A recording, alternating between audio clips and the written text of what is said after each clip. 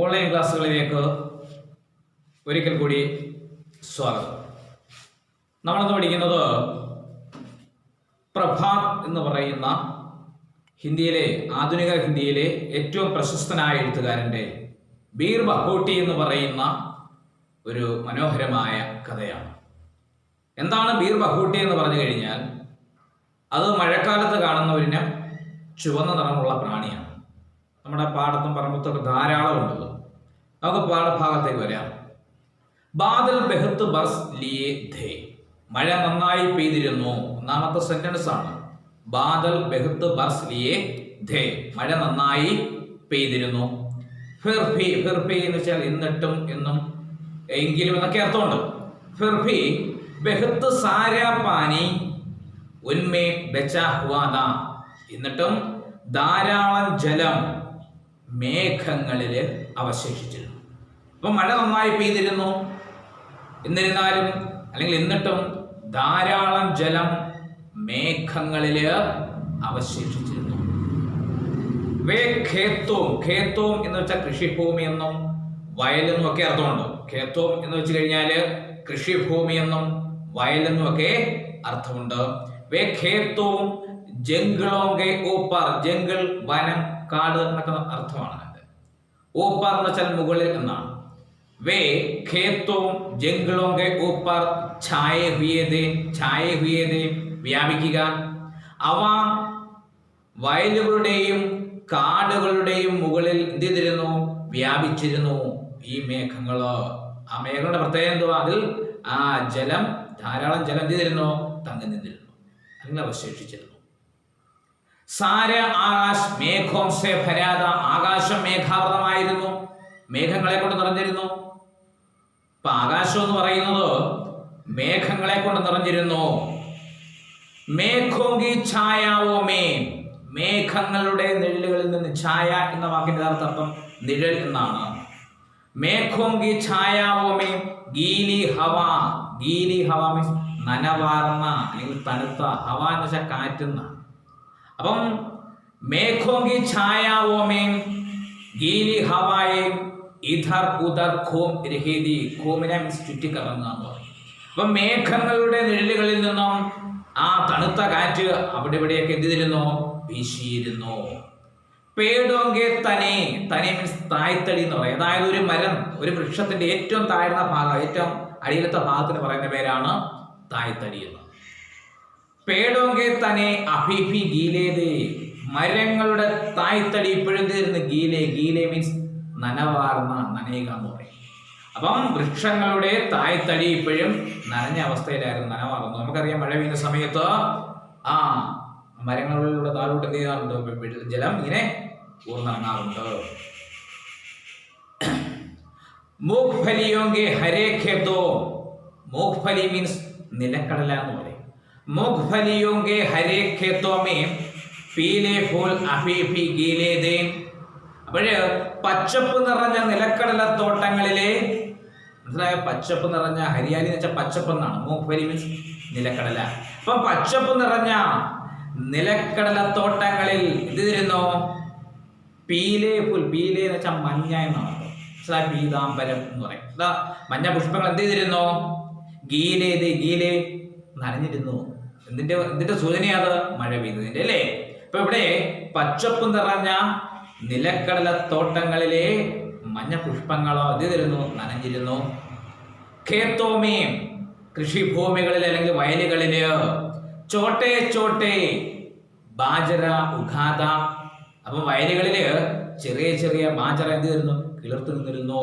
ബാജറ എന്ന് പറഞ്ഞാൽ ഒരു ധാന്യമാണ്. നെല്ല് പോലെ, ഗോതമ്പ് പോലെ ഒരു ധാന്യമാണ് ഇത് ബാജറ എന്ന് പറയുന്നത്. ബാജറയ്ക്ക് ലംബെ, ലംബെ മീൻസ് നീളമുള്ള, പത്തലെ കനം കുറഞ്ഞ. അപ്പം ബാജറയ്ക്ക് ലംബെ പത്തലെ, ലംബെ പത്തലെ എന്ന് എന്തുവാ? ലംബെ നീളമുള്ളത്, പത്തലെ കനം കുറഞ്ഞത്. പാത്തോം, പാത്തോം ഇലകള്. മേ പാനിക്ക് ബൂന്തേ, പാനി ജലം, ബൂന്തേ തുള്ളി, പാനിക്ക് ബൂന്തേ അട്കി ഹുയി, അട്കി ഹുയി തങ്ങി നിന്നിരുന്നു അല്ലെങ്കിൽ തൂങ്ങി നിന്നിരുന്നു എന്നാണ്. അതായത് ജലകണികൾ അത് രാവിലെ നമ്മൾ നോക്കിക്കാണാം അല്ലേ? ജലകണികൾ ഇങ്ങനെ ഇങ്ങനെ തൂങ്ങിക്കിടക്കുന്നതാണ്. അതുപോലെ ഇവിടെ ബാജറയുടെ നീളമുള്ള കനം കുറഞ്ഞ ഇലകളില് ജലത്തുള്ളികൾ ഇങ്ങനെ തങ്ങി നിന്നിരുന്നു. ബാരിഷ് കി ഹവാമേ, മഴക്കാലത്തെ കാറ്റിൽ. മനസ്സിലായോ? ബാരിഷ് കി ഹവാമേ ഗീലെ ഖേത്തോ, ഗീലെ നനഞ്ഞത്, നനവാർന്ന, ഖേത്തോ കൃഷിഭൂമി, ഖേത്തോ അവർ, ബാരിഷ് കി ഹരിയാലി കി ഗന്ധ്, ഗന്ധ് സുഗന്ധം, ഖുലി ഹുയിദി, ഖുലി മീൻസ് കലരുക എന്ന് പറയും. അപ്പൊ നോക്കി, മഴക്കാലത്തെ കാറ്റിൽ നനഞ്ഞ വയലുകളുടെയും മഴക്കാല പച്ചപ്പിന്റെയും ഗന്ധം എന്ത് ചെയ്തിരുന്നു? കലർന്നിരുന്നു. ബാരിഷ് കി ഹവാമേ ഗീലെ ഖേത്തോ और बारिश की हरियाली की गंध खुली हुई थी. ഇപ്പം മഴക്കാലത്തെ കാറ്റിൽ നനഞ്ഞ വയലുകളുടെയും മഴക്കാല പച്ചപ്പിന്റെയും സുഗന്ധം എന്ത് ചെയ്യുന്നു? കലർന്നിരുന്നു. അതാണ് ഒന്നാമത്തെ പാരഗ്രാഫ് എന്ന് പറയുന്നത്. അപ്പൊ അത് നന്നായി വായിക്കണം. അടുത്ത രണ്ടാമത്തെ പാരഗ്രാഫിലേക്ക് വരികയാണ്. നോക്കിയേ, ഉനേം, ഉനേം അവർക്ക് നാർക്കെന്ന് പറയുന്നില്ല. ഉനേം ബീർ ബഹൂട്ടിയം സെ മിൽന ഹോത്താ താ, മിൽന ഹോത്താ താ, അവർക്ക് ഈ ബീർ ബഹൂട്ടിയെ ലഭിക്കുമായിരുന്നു. सो वे स्कूल के लिए घर से कुछ समय पहले निकल आते थे. അതുകൊണ്ട് തന്നെ സ്കൂളിലേക്ക് പോകുവാൻ വീട്ടിൽ നിന്നും അവരെന്ത് ചെയ്യും? ഇപ്പൊ നേരത്തെ ഇറങ്ങുമായിരുന്നു. മനസ്സിലായോ? കസ്ബെ, കസ്ബെ മീൻസ് ചെറുപട്ടണം എന്ന് പറയും. കസ്ബെ സെ സഡേ, സഡേ ചേർന്ന. നോക്കിയേ, സഡേ എന്ന് വെച്ചാൽ ചേർന്ന. കസ്ബെ സെ സഡേ ഇൻ ഖേത്തോ മേ ബീർ ബഹൂട്ടിയാ ഖോജാ കർത്തേ थे. അപ്പൊ ആ ചെറുപട്ടണത്തോട് ചേർന്ന വയലേലകളില് ഇവർ ഈ ബീർ ബഹൂട്ടിയെ എന്ത് ചെയ്യുമായിരുന്നു? ഖോജന മീൻസ് അന്വേഷിക്കുമായിരുന്നു. സോർക്ക് മുലായം, സോർക്ക് മുലായം മൃദുവായ എന്നാണ്. ഗുദ്ബദി, ഗുദ്ബദി മീൻസ് രക്തവർണ്ണ, ഗുദ്ബദി മീൻസ് രക്തവർണ്ണമാർന്ന. ബീർ ബഹൂട്ടിയ എന്തുവാ? ബീർ ബഹൂട്ടി. അപ്പൊ ഈ ബീർ ബഹൂട്ടിയുടെ പ്രത്യേകത എന്തുവാ? അത് മൃദുവാണ്, അതുപോലെ തന്നെ രക്തവർണ്ണമാണ്. ഇതിന്റെ പ്രത്യേകതയാ ഈ ബീർ ബഹൂട്ടിയുടെ പ്രത്യേകതകളെ പറ്റി പറയുന്നത്. ധർത്തി പർ, ധർത്തി ഭൂമി എന്നും മണ്ണ് എന്നും അർത്ഥമുണ്ട്. ധർത്തി പർ ചൽത്തി ഫിർത്തി ഖോൻകി പ്യാരി പ്യാരി ബൂന്ദേ, മണ്ണിൽ ചുറ്റിക്കറങ്ങുന്ന ഭംഗിയുള്ള രക്തത്തുള്ളികൾ പോലുള്ള ബീർ ബഹൂട്ടി. ഈ ബീർ ബഹൂട്ടിയെ വർണ്ണിക്കുകയാണ്. എന്താ പറയുന്നത്? മണ്ണില് എന്ത് ചെയ്യുന്ന? ധർത്തി പർ ചൽത്തി ഫിർത്തി, ചുറ്റിക്കറങ്ങുന്ന. ഖോൻകി, ഖോൻകി രക്തം എന്നാണ്. ഖോൻ വെച്ചാൽ രക്തം എന്നാണ്. ഖോൻകി പ്യാരി പ്യാരി, പ്യാരി പ്യാരി, പ്യാരി എന്ന് വെച്ചാൽ എന്തുവാ? സ്നേഹം എന്നാണ് അല്ലേ? പ്യാർ എന്ന് വെച്ചാൽ എന്തുവാ? സ്നേഹം എന്നാണ്. അപ്പൊ നോക്കിയേ, ധർത്തി പർ ചൽത്തി ഫിർത്തി ഖോൻകി പ്യാരി പ്യാരി ബൂന്ദേ, മണ്ണിൽ ചുറ്റിക്കറങ്ങുന്ന ഭംഗിയുള്ള രക്തത്തുള്ളികൾ പോലുള്ള ബീർ ബഹൂട്ടി. വേ ഏക് ദൂസരെ കെ ബഹുത് നസ്ദീക്, നസ്ദീക്, നസ്ദീക് എന്ന് വെച്ചാൽ സമീപം എന്നാണ്, പാസ് എന്നാണ്, അടുത്തുനിന്നാണ്.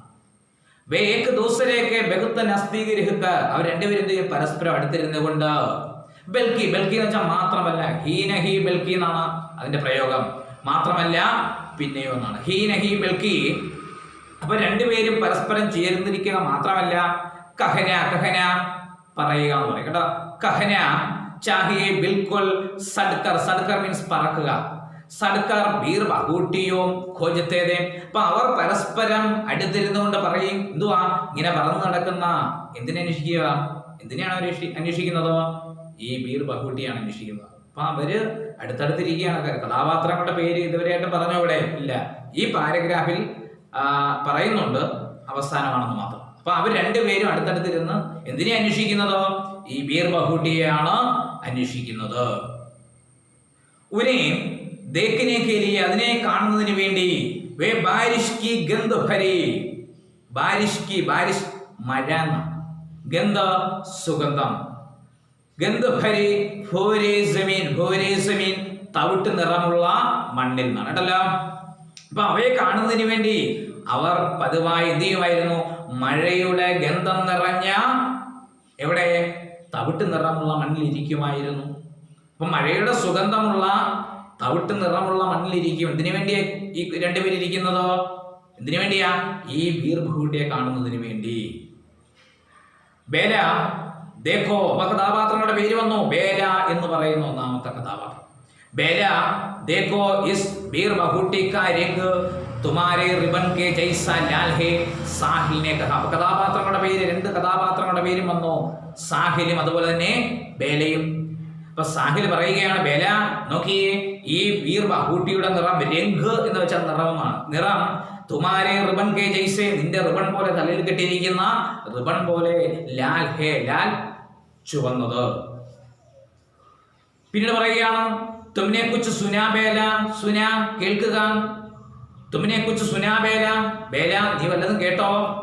ഹാ അതെ, സുന സുന കേൾക്കുക, കേട്ടോ. പഹലെ ഖണ്ഡേ ലഗ് ഗയി ഹേ, ഖണ്ഡേ മീൻസ് ബെൽ എന്നാണ്. അപ്പം ഫസ്റ്റ് ബെല്ലടിച്ചിരിക്കുന്നു.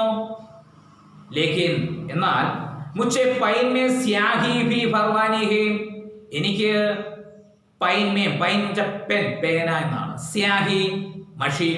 ലേക്കിൻ എന്നാൽ മുझे മുझे എനിക്ക് പൈൻ മേ സ്യാഹി ഭി ഭർവാനി ഹേ ദുകാൻ സെ, എനിക്ക് കടയിൽ നിന്നും എന്ത് വാങ്ങിക്കണം?